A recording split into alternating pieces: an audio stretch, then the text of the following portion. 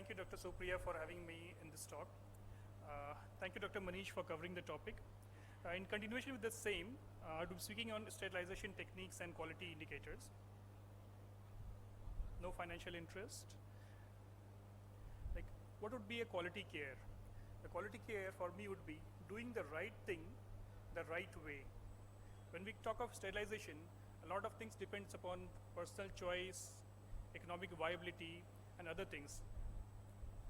And if we speak about sterilization, probably the topic is like an endless ocean. In my talk, I would be discussing the basic minimum, the bare minimum that as a clinician, all of us should know and should maintain for our operation theater. This is required to prevent untoward incidences like these. For sterilization, the aim is a complete killing of all microbes, including spores. The process would be in 4 parts: cleaning, which has been discussed, then assembling and packing it into the sterilizer, and then storing and distribution along with documentation. The most common methods that we use are autoclaves, hot air or oven or dry heat, ETO or low temperature methods, which includes ETO sterilizer or plasma sterilizers, and chemical sterilants like lutoldehyde. Coming to the first one, this autoclave is used for heat resistant instruments like metal instruments. And the process of autoclave that Dr. Manish has shown is after proper cleaning, the instruments are dried and they are packed.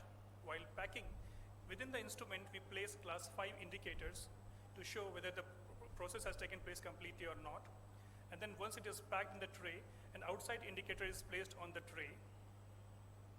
And then the stuff goes into the autoclave machine where steam under pressure kills the microbes. And this method is like the best method among all available techniques. So once we open the autoclave and once the process has been completed and the items must be dry before use, we have like indicator like before which is put on the tray. So on the tray before we autoclave, the indicators usually are, say in this case it is green, and once the autoclave process is complete, it turns black. So this indicator just shows that the instrument has gone into the autoclave and the autoclave process has run. But class 1 indicators like this will never show you whether the process is complete or incomplete. So inside the instrument tray, we leave another indicators which are class 5 indicators. So they are kept inside the tray. So the color change of the indicators which are inside the tray or the class 5 indicators, which you see here is like pinkish to brown. That shows that the process of high temperature, pressure, and humidity both has been dealt with adequately in the process of sterilization. Once we have the instrument tray, there should be accurate labeling with the date of processing, expiry date also. Once a while, some of the like indicators may not tell us immediately whether the process is complete or not, and at times there may be a need to recall the instruments. So if we have a documentation, it will be easy to recall certain instruments if we know that they are not well sterilized. Dry heat sterilization is a method which in our OT we use only for drying the instruments. Now, some of the instruments, they cannot withstand high temperature, and for them we use ETO sterilization or plasma sterilization. The ETO process again would be same, like cleaning, packing, and with indicators, and they are packed into the instrument. And once the process is complete, you can see the change. There is a change in the color of the indicator, in this case from light green to brown. So this process, the ETO gas which is released in the machine, it alkylates and destroys the microbes. The importance of this process is that it is effective for heat labile instruments, but the problem is it is quite time consuming, and for these kind of machines we'll have to have a completely different setup. You might have to have a pollution control certificate and other things. So most of the hospitals, what they use is they outsource the ETO sterilization process. The new machine which has come up is a plasma sterilizer.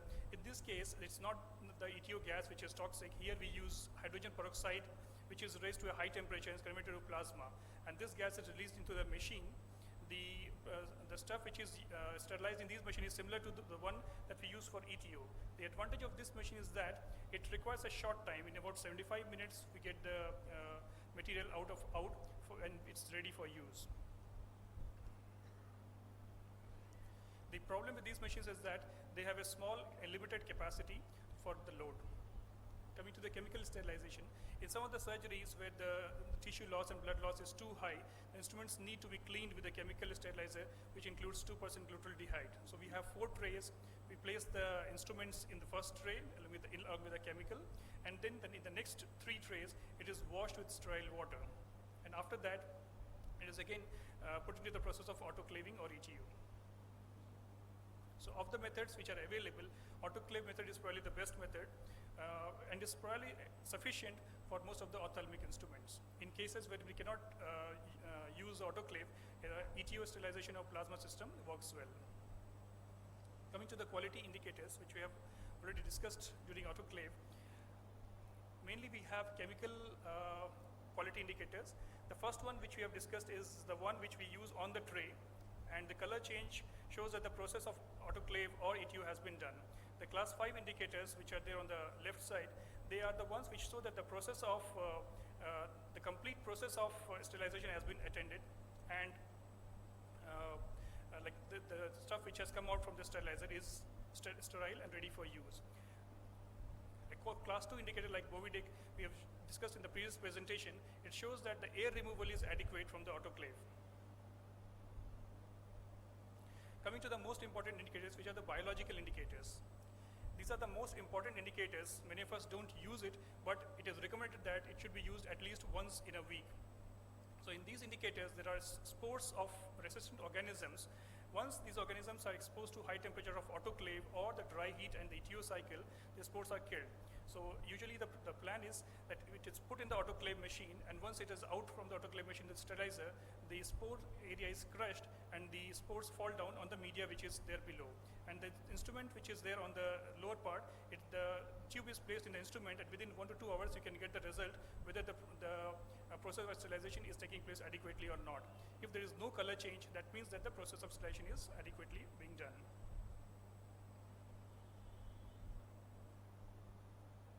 So there will be instances wherein the spore test is positive. That means the spore growth is there, or it is microbial monitoring has failed, but the chemical indicators and other indicators shows that it is being done adequately. So the spore test is the definitive test. If the spore test is positive, that means that the process is inadequate and it needs to be looked into.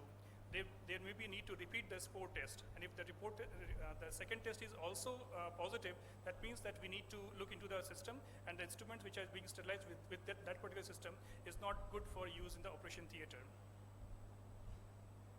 So to conclude, even if we don't go into the details of each process, if we have a sterilized instrument, we must look into the labels which are there on the tray and make sure that they have undergone the sterilization process.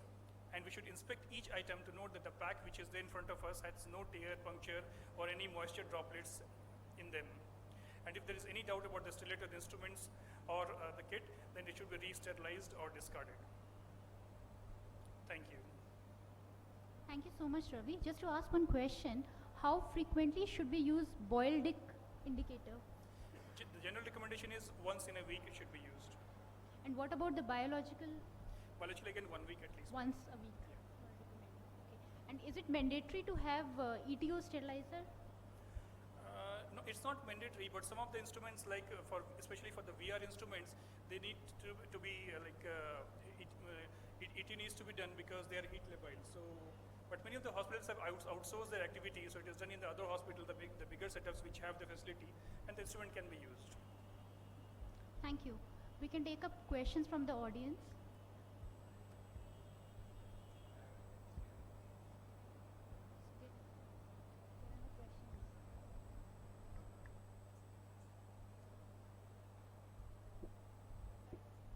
I thank the audience for their patient hearing, and I thank all my co-instructors